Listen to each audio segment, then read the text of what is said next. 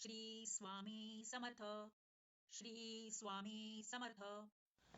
नमस्कार मैत्रिणींनो, श्री स्वामी समर्थ. तुमच्या सर्वांचे आपल्या चॅनलमध्ये खूप खूप स्वागत आहे. तुमच्या सर्वांच्या सर्व चांगल्या मनोकामना पूर्ण होत हीच मी महाराजांच्या चरणी प्रार्थना करते आणि आजच्या आपल्या नवीन व्हिडिओला सुरुवात करते. आजच्या आपल्या नवीन व्हिडिओचा विषय असा आहे, आज मी तुमच्यासोबत एक सुंदर असा अनुभव घेऊन आली आहे. हा अनुभव आहे इचलकरंजीच्या संगीत गोरे या ताईंचा. तर ऐकूया आपण त्यांच्या शब्दात. श्री स्वामी समर्थ. माझे नाव संगीता गोरे, इचलकरंजी येथून. माझे फायनान्स कंपनीचे माझ्या घरावर 13 लाख रुपयांचे कर्ज झाले होते. लॉकडाऊन दरम्यान ते मला भरता आला नाही. त्यामुळे माझे घर लिलावाला निघाले आणि काय करावे, कुठून पैसे आणायचे, कुठे काही समजत नव्हते. अचानक एक दिवस मनात आला आणि वाडी केंद्रात गेले. तिथे दादांना माझी अडचण सांगितली. त्यांनी मला गुरुचरित्र पारायणाचे 3 पारायण करायला सांगितले आणि बाकीच्या पण सेवा दिल्या. पारायण करायला सुरुवात केली. नंतर मला जनकल्याण योजनेची देखील माहिती मिळाली. काही केल्या तरी माझा फॉर्म सबमिट होत नव्हता. माझी खूप तळमळ चालू होती फॉर्म भरायची. एक दिवस पारायण झाल्यानंतर मी फॉर्म भरला. डिसेंबरमध्ये मी जनकल्याण योजनेचा फॉर्म भरला. मला खूप आनंद झाला.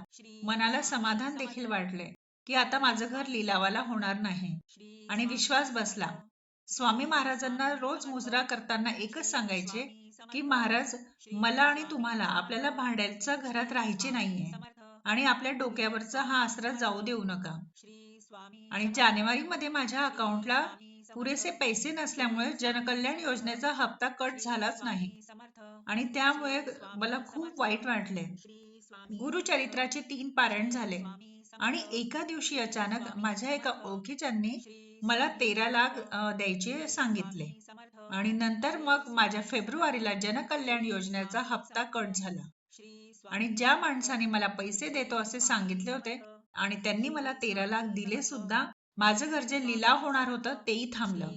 आणि हे फक्त आणि फक्त स्वामी महाराजांमुळेच झालं. आणि मी फक्त 1 रुपयाचं दान दिलं आणि महाराजांनी मला शतपटीने दिलं.